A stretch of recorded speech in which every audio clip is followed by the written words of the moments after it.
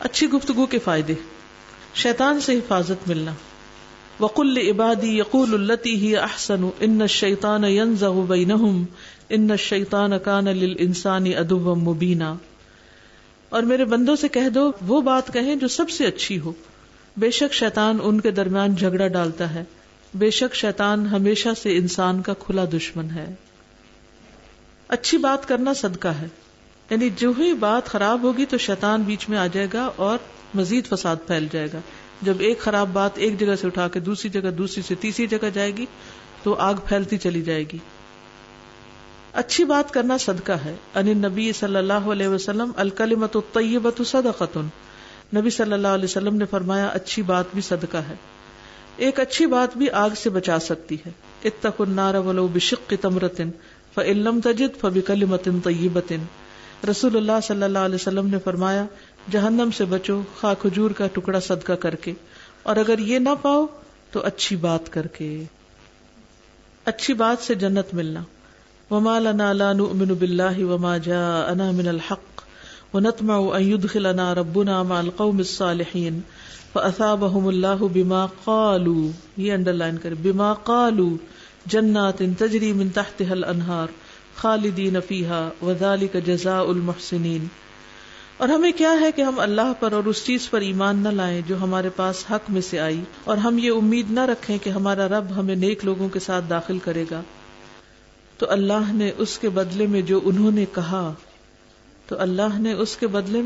نے کہا انہیں ایسے باغات دیے جن کے نیچے سے نہریں بہتی ہیں، ان میں ہمیشہ رہنے والے ہیں، اور یہی نیکی کرنے والوں کی جزا ہے. اس سے یہ پتہ چلتا ہے کہ اچھی بات کا بدلہ جنت کے باغات ہیں. ایک اچھی بات اللہ کی خوشنودی اور درجات کی بلندی کا باعث ہے. ان رسول اللہ صلی اللہ علیہ وسلم قال ان الرجل لا يتكلم بالكلمة من رضوان الله ما كان يظن ان تبلغ ما بلغت يكتب الله له بها رضوانه الى يوم يلقاه. رسول اللہ صلی اللہ علیہ وسلم نے فرمایا کوئی شخص اللہ کو راضی کرنے والی ایک بات کرتا ہے، وہ نہیں سمجھتا کہ اس کا اثر وہاں تک ہوگا جہاں تک حقیقت میں ہو جاتا ہے. اس کی وجہ سے اللہ اس کے لیے اپنی ملاقات کے دن تک اپنی رضامندی لکھ دیتا ہے. ایک بات کہاں سے کہاں پہنچا دیتی ہے. تو اس لیے اگر انسان ہمیشہ اپنی گفتگو چیک کرتا رہے تو اللہ تعالیٰ توفیق دے گا کہ کوئی اچھی بات منہ سے نکلے. ان النبی صلی اللہ علیہ وسلم قال ان العبد لا يتكلم بالكلمة من رضوان الله لا يلقي لها بالا يرفعه الله بها درجات. نبی صلی اللہ علیہ وسلم نے فرمایا بے شک بندہ اللہ کی رضامندی کے لیے ایک بات زبان سے نکالتا ہے، وہ اسے کوئی اہمیت نہیں دیتا مگر اس کی وجہ سے اللہ اس کے درجے بلند کر دیتا ہے. یعنی بعض اوقات ہم اس اچھی بات کو کوئی بڑی چیز بھی نہیں سمجھتے لیکن اللہ کو بہت پسند آ جاتی ہے. اللہ ایسی باتیں ہمارے منہ سے نکلوائے. مغفرت اور جنت کو واجب کرنے والی. ان من موجبات المغفرت بذل السلام وحسن الکلام. نبی صلی اللہ علیہ وسلم نے فرمایا سلام عام کرنا اور اچھا کلام کرنا ایسے اعمال ہیں جو بخشش کو واجب کر دیتے ہیں. سبحان اللہ، خوش قسمت ہے مجھے جنہیں یہ کرنا آتا ہے. انہان انہ لما وفد علی رسول اللہ صلی اللہ علیہ وسلم قال یا رسول اللہ ای شیء یوجب الجنہ قال علیک بحسن الکلام وبذل الطعام. سیدنا ہانی کہتے ہیں کہ میں نے کہا اے اللہ کے رسول صلی اللہ علیہ وسلم کون سی چیز جنت کو واجب کرتی؟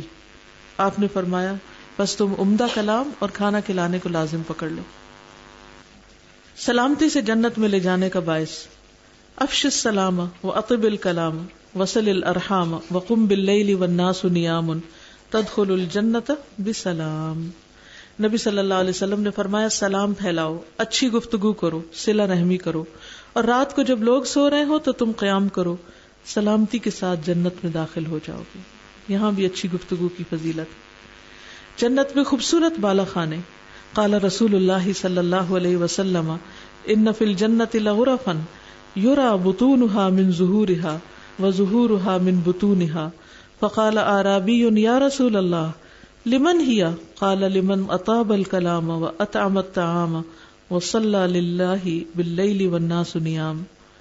رسول اللہ صلی اللہ علیہ وسلم نے فرمایا جنت میں ایسے بالا خانے ہیں جن کا اندرونی حصہ باہر سے ہی نظر آتا ہے اور بیرونی حصہ اندر سے نظر آتا ہے.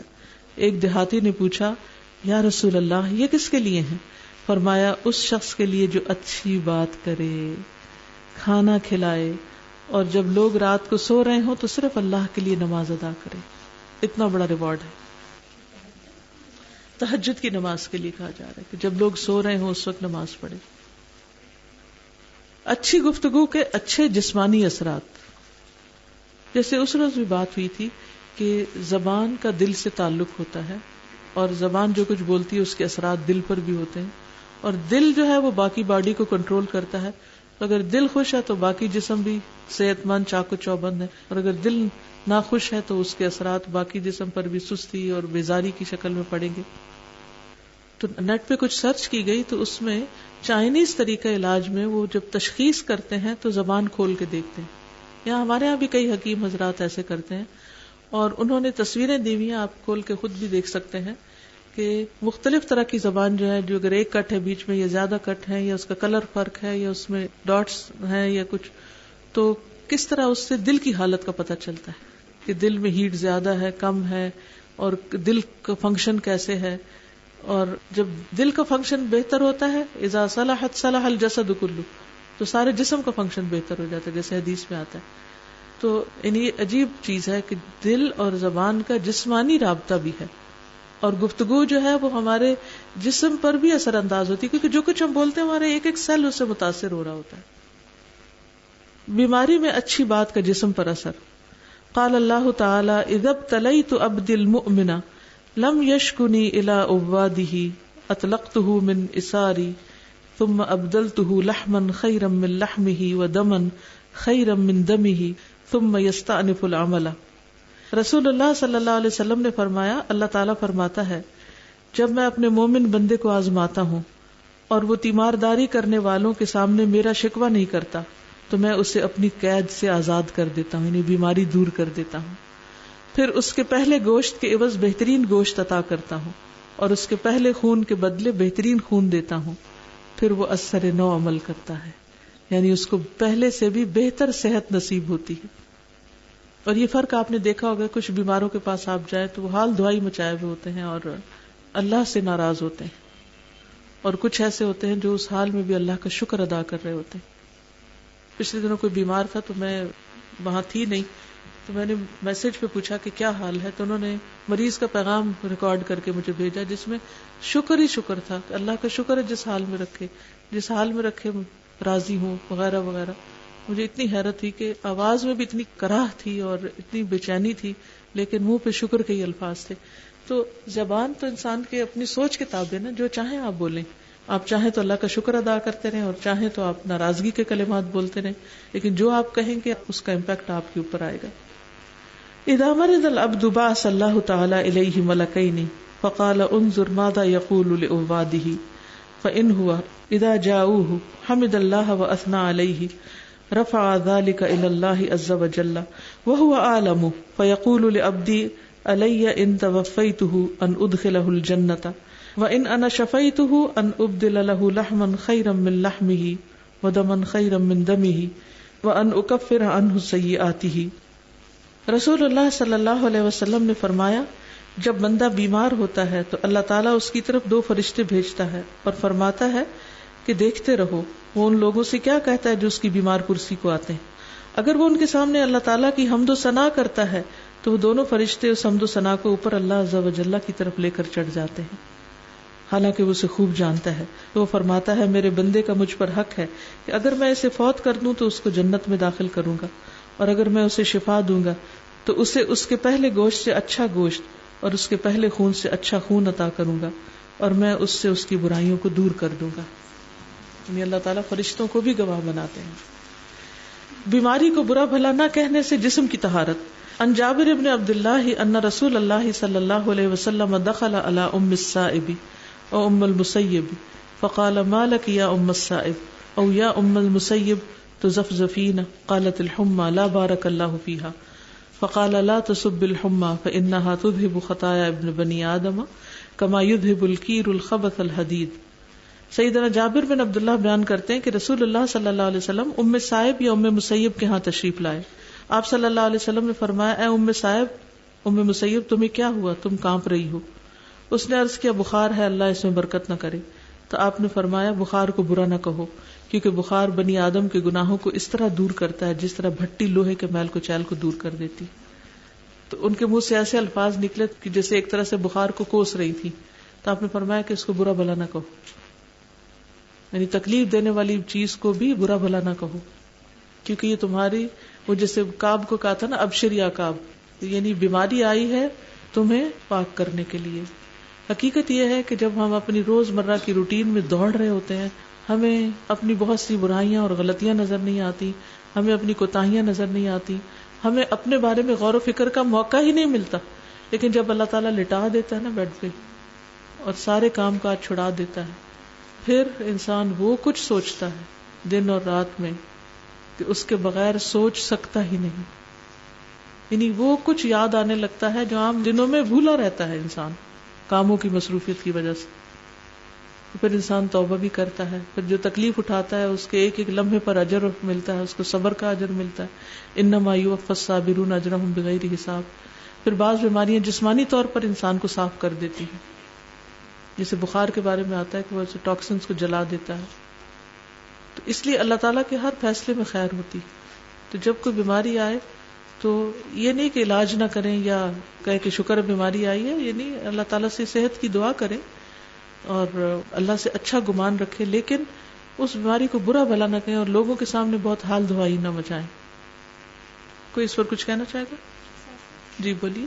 السلام علیکم. استاذہ کافی عرصے سے طبیعت خراب رہتی تھی، تو ایک دفعہ میری ایک فرینڈ میرے پاس آئی، مجھے کہتی ہے کہ 2 مہینے ہو گئے بخار ہے. کچھ سوچا ہے کیوں بخار ہے؟ ڈیلی بخار ہے اور شیورنگ کے ساتھ ہوتا تھا بخار.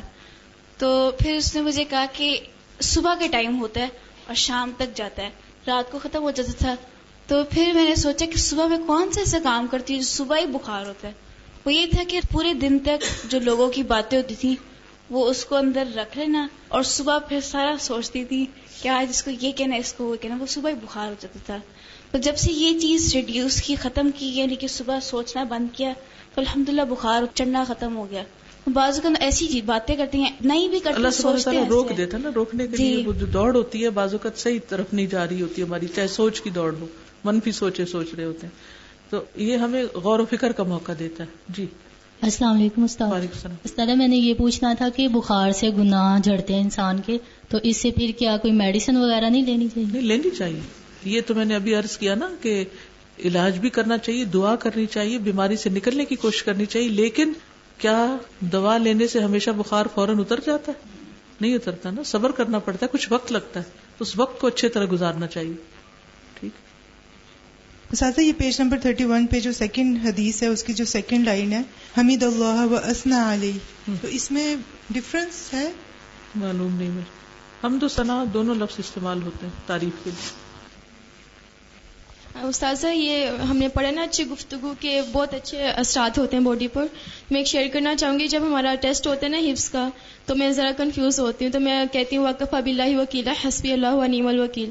تو اس سے ایک تو میری کنفیوژن دور ہو جاتی ہے، اور جب میں ٹیسٹ دینے کے لیے جاتی ہوں تو اللہ تعالیٰ جب مجھے ممتاز دیتے ہیں تو میں اتنا تھینکفل اللہ تعالیٰ کی ہوتی ہوں، شکر الحمدللہ الحمدللہ عدد کل شیء ملا کل شیء. تو پھر مجھے اللہ تعالیٰ کا پرومس یاد آتا ہے لئن شکرتم لازیدنکم. تو اس طرح سے اگر ہم اپنی ٹاک کا جائزہ لیں تو واقعی بہت اچھے کسی بھی پریشانی کے موقع پر، چاہے وہ ٹیسٹ کی ہو، چاہے وہ بخار کی ہو، یا کوئی بھی. ٹھیک ہے.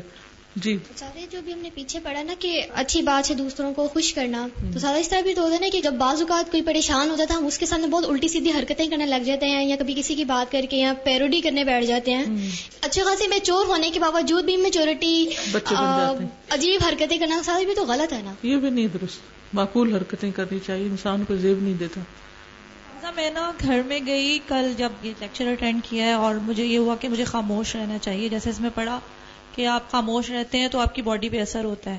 میں نے گھر جا کے ملازموں سے یہ نہیں پوچھا کہ یہ کیوں نہیں کیا، وہ کیوں نہیں کیا. میں خاموش رہی. اگر کوئی کام خراب بھی تھا اس پہ بھی میں نہیں بولی. پھر بچے اسکول سے آئے، ان کے ساتھ بھی میں خاموش رہی. ان کو چپ کر کے میں نے ہوم ورک کرایا. وہ لڑتے ہوئے میرے پاس آئے، میں نے ان کو آ کے سے رسپونڈ نہیں کیا.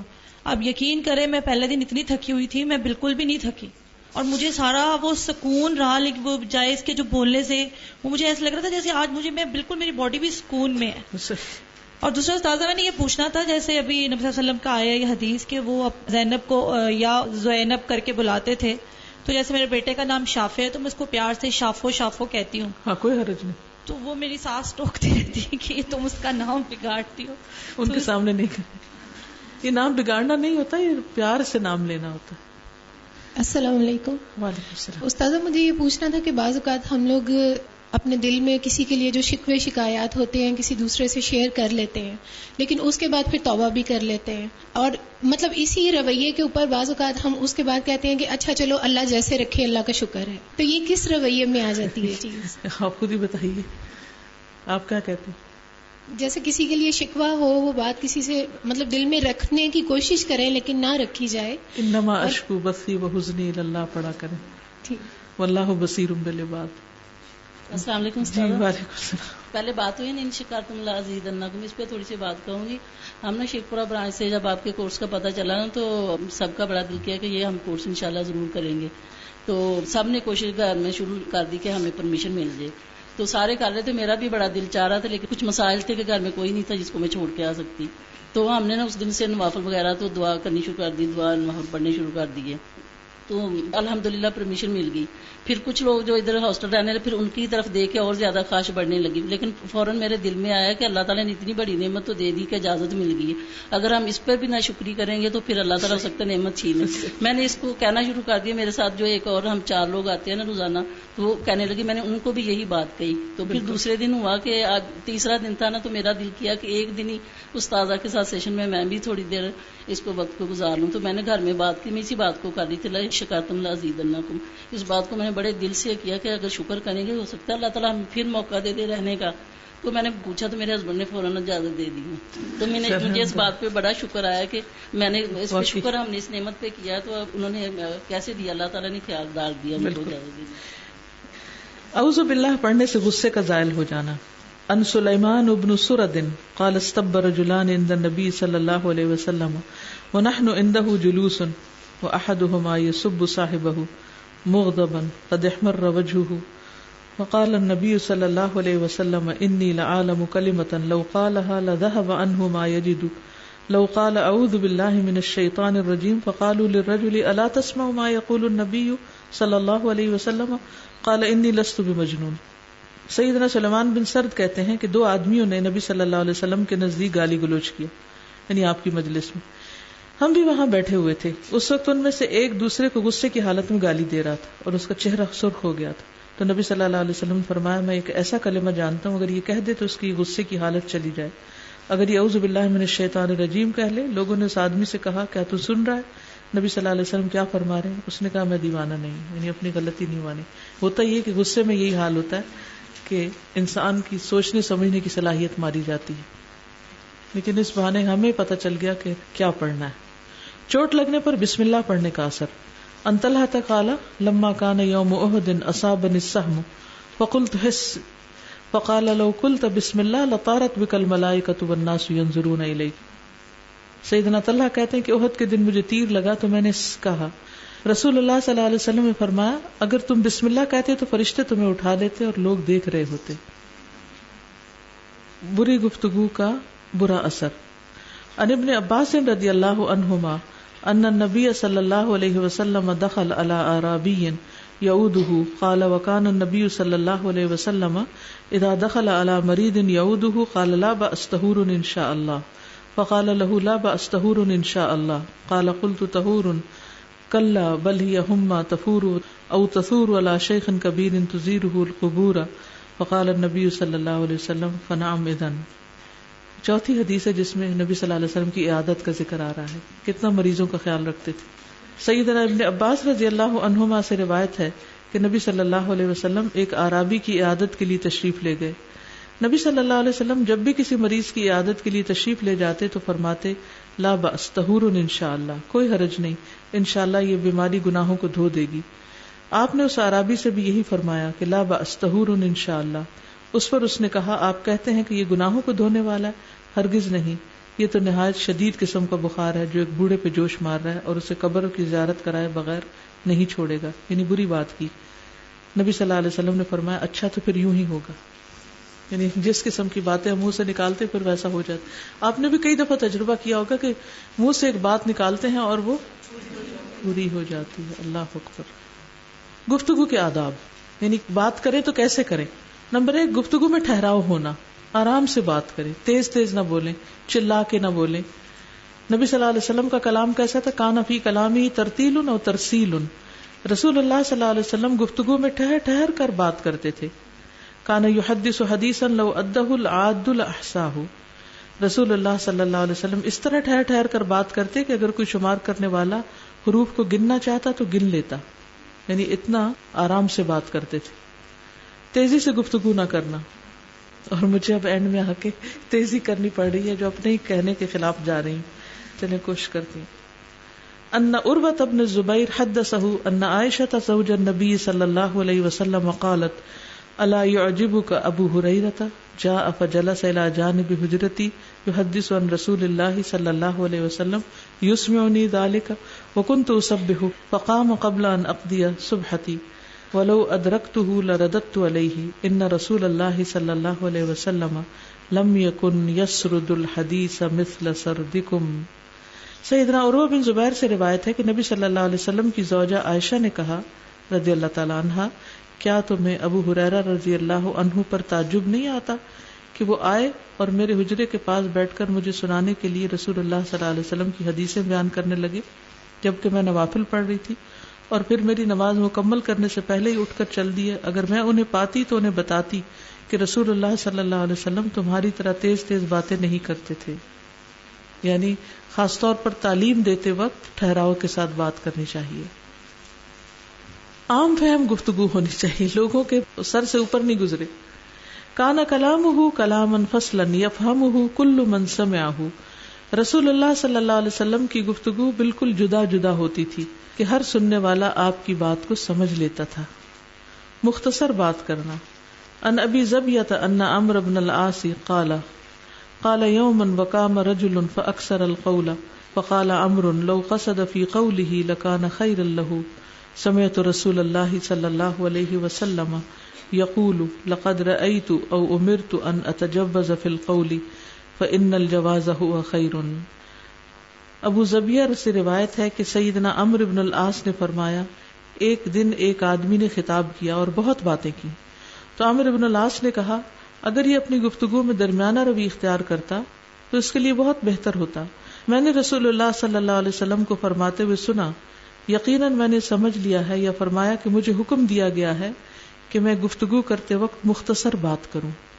بلا شبہ مختصر بات میں ہی خیر ہے. یعنی لمبی چوڑی باتیں کرنا اور خاص طور پر ایک بات کو بار بار دہرانا. یعنی بات کر لینا پھر تسلی نہ پھر شروع ہو جانا، پھر کر لینا پھر تسلی نہ پھر شروع ہو جانا.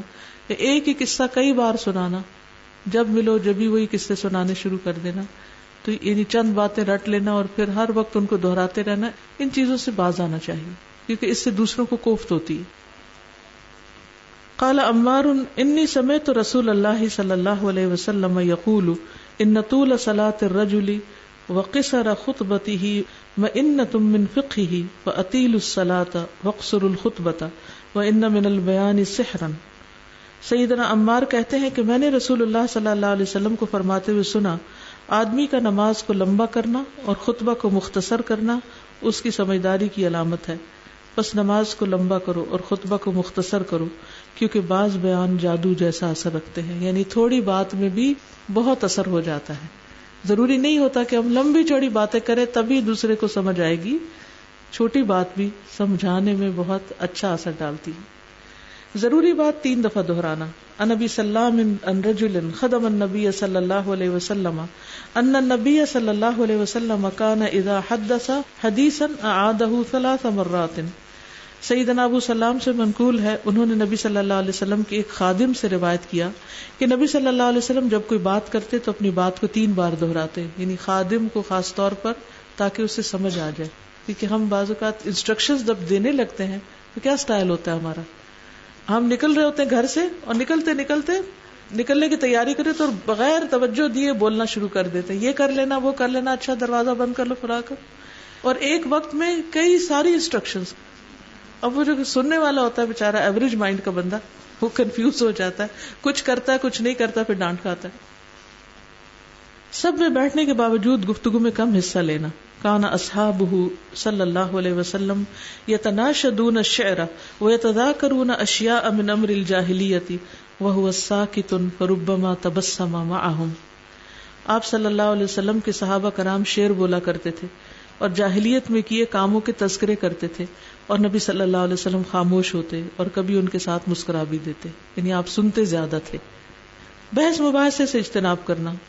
کان لا یراجع بعد ثلاث، 3 دفعہ بات کہہ دینے کے بعد آپ سے بحث مباحثہ نہیں کیا جاتا تھا، یعنی اس کے بعد آپ پھر خاموش ہو جاتے. ہونا بھی یہی چاہیے. بعض اوقات ایسا ہوتا ہے نا، کوئی شخص آپ سے سوال کرتا ہے، آپ جواب دیتے، پھر وہ وہی سوال کر دیتا ہے، پھر اسے مزید بحث شروع کر دیتا ہے. تو ایک حد کے بعد پھر اس بات کو ختم کر دینا چاہیے، کیونکہ اگر وہ چلتا رہے تو بعض اوقات لڑائی پر جا اختتام ہوگا. برائی کا جواب احسن طریقے سے دینا. ان عائشہ رضی اللہ عنہا ان یہود اتوا النبی صلی اللہ علیہ وسلم فقالوا السلام علیکم فقالت عائشہ علیکم ولعنکم اللہ وغضب اللہ علیکم قال مہلا یا عائشہ علیک بالرفق وإیاک والعنف والفحش قالت اولم تسمع ما قالوا قال اولم تسمع ما قلت رددت علیہم فیستجاب لی فیہم ولا یستجاب لہم فیہ. سیدہ عائشہ کہتی ہیں کہ کچھ یہودی نبی صلی اللہ علیہ وسلم کے یہاں آئے اور کہا السلام علیکم، تم پر موت آئے. اس پر عائشہ رضی اللہ تعالیٰ عنہ نے کہا کہ تم پر بھی موت آئے اور اللہ کی تم پر لعنت ہو اور اس کا غضب تم پہ نازل ہو. لیکن آپ صلی اللہ علیہ وسلم نے فرمایا ٹھہرو عائشہ، نرمی اختیار کرو. اب دیکھیے کس موقع پہ کہہ رہے ہیں، یعنی دشمنوں کے لیے نرمی اختیار کرو اور سختی اور بد زبانی سے بچو. عائشہ نے عرض کیا آپ نے ان کی بات نہیں سنی؟ آپ نے فرمایا تم نے انہیں میرا جواب نہیں سنا؟ میں نے ان کی بات انہی پر لوٹا دی اور ان کے حق میں میری بد دعا قبول ہو جائے گی، لیکن میرے حق میں ان کی بد دعا قبول نہ ہوگی. یعنی جب چھوٹی بات سے مطلب حل ہو جائے تو لمبی باتوں کا فائدہ نہیں. غصہ اور مذاق میں حق بات ہی کہنا. ان عبداللہ ابن عمرو ابن العاص قال قلت یا رسول اللہ انی اسمع منک اشیاء افاکتبها قال نعم قلت فی الغضب والرضا قال نعم فانی لا اقول فیہما الا حقا. سیدنا عبداللہ ابن عمرو ابن العاص کہتے ہیں میں نے کہا یا رسول اللہ میں آپ سے جو باتیں سنتا ہوں انہیں لکھ لیا کروں؟ آپ نے فرمایا ہاں. میں نے پوچھا رضامندی اور ناراضگی دونوں حالتوں میں؟ آپ نے فرمایا ہاں، کیونکہ میری زبان سے حق کے سوا کچھ نہیں نکلتا. عن ابی ہریرہ عن رسول اللہ صلی اللہ علیہ وسلم انہ قال انی لا اقول الا حقا، یہ لا ہے، لا اقول الا حقا. قال بعض اصحابہ فانک تداعبنا یا رسول اللہ فقال انی لا اقول الا حقا. سیدنا ابو ہریرہ سے روایت ہے کہ رسول اللہ صلی اللہ علیہ وسلم نے فرمایا میں تو ہمیشہ حق بات ہی کہتا ہوں. کسی صحابی نے عرض کیا یا رسول اللہ صلی اللہ علیہ وسلم آپ تو ہمارے ساتھ مزاح بھی کرتے ہیں. آپ نے فرمایا میں مزاح میں بھی ہمیشہ حق بات ہی کہتا ہوں. یعنی ہنسی مذاق منع نہیں ہے، لیکن جھوٹ سے ہنسانا کسی کو درست نہیں. الحمدللہ کتاب مکمل ہوئی. دعائیں تو آپ پڑھ چکے ہیں، ان دعاؤں کو ہم ویسے ہی اختتام پر مانگ لیتے ہیں. اردو مانگوں گی کیونکہ عربی آپ کو آ گئی ہے. اے اللہ مجھے میرے کانوں، میری آنکھوں، میری زبان اور میرے دل کے شر سے اور منی کے شر سے عافیت میں رکھ. اے میرے رب میری مدد فرما، میرے خلاف کسی کی مدد نہ کر. میری نصرت فرما، میرے خلاف کسی کی نصرت نہ کر. میرے حق میں تدبیر فرما، میرے خلاف تدبیر نہ کر. میری رہنمائی فرما اور ہدایت کو میرے لیے آسان فرما دے، اور جو میرے خلاف بغاوت کرے اس کے مقابلے میں میری مدد فرما. یا اللہ مجھے اپنا شکر گزار، اپنا ذکر کرنے والا، تجھی سے ڈرنے والا، اپنا ازہد اطاعت گزار، تیرے لیے بہت ہی تواضع کرنے والا اور بار بار پلٹ کرانے والا بنا دے. اے میرے رب میری توبہ قبول کر لے، میری خطائیں دھو ڈال، میری دعا قبول فرما، میری حجت قائم فرما دے، میرے دل کو ہدایت دے دے، میری زبان کو مستقیم رکھ اور میرے دل سے میل کچیل دور کر دے، نکال دے. اے اللہ میں تجھ سے دین پر ثابت قدمی اور ہدایت پر پختگی کا سوال کرتا ہوں. میں تجھ سے تیری رحمت کو واجب کرنے والے اور تیری مغفرت کو لازم کرنے والے امور کا سوال کرتا ہوں. میں تجھ سے تیری نعمتوں کا شکر ادا کرنے اور اچھے انداز میں عبادت کرنے کا سوال کرتا ہوں. میں تجھ سے سلامت دل اور سچی زبان کا سوال کرتا ہوں. میں تجھ سے ہر اس بھلائی کا سوال کرتا ہوں جسے تو جانتا ہے، اور ہر اس برائی سے تیری پناہ چاہتا ہوں جو تیرے علم میں ہے، اور تجھ سے ان تمام گناہوں کی بخشش چاہتا ہوں جو تیرے علم میں ہے. بے شک تو غیبوں کو خوب جاننے والا ہے. اے اللہ میں اپنے کان کے شر سے، اپنی آنکھ کے شر سے، اپنی زبان کے شر سے، اپنے دل کے شر سے اور اپنی منی کے شر سے تیری پناہ چاہتا ہوں۔ اے اللہ میرے دل میں نور ڈال دے، میری زبان میں نور ڈال دے، میری سماعت میں نور ڈال دے اور میری بصارت میں نور ڈال دے، میرے پیچھے نور کر دے، میرے سامنے نور کر دے، میرے اوپر نور کر دے اور میرے نیچے نور کر دے۔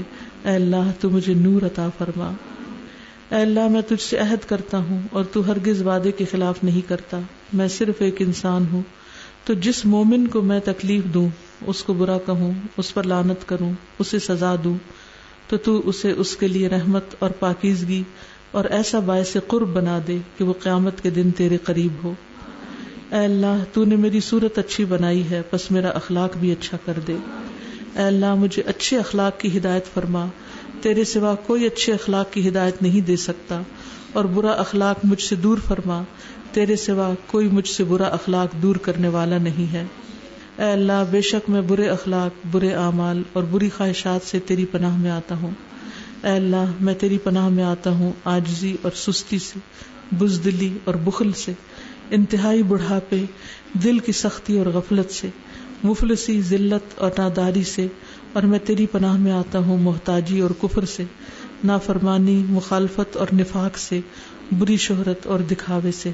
اللہ سبحانہ و تعالی ہماری ان کوششوں کو قبول فرمائے اور واقعی ہمارے لیے یہ کورس زندگی میں ایک بہت بڑی تبدیلی کا باعث ہو، ہماری زبانیں حق کے سوا کچھ نہ کہیں، اور اللہ تعالی ہم سے ایسی باتیں کروائے جو ہمارے لیے بخشش کا باعث ہوں اور درجات کی بلندی کا ذریعہ ہوں۔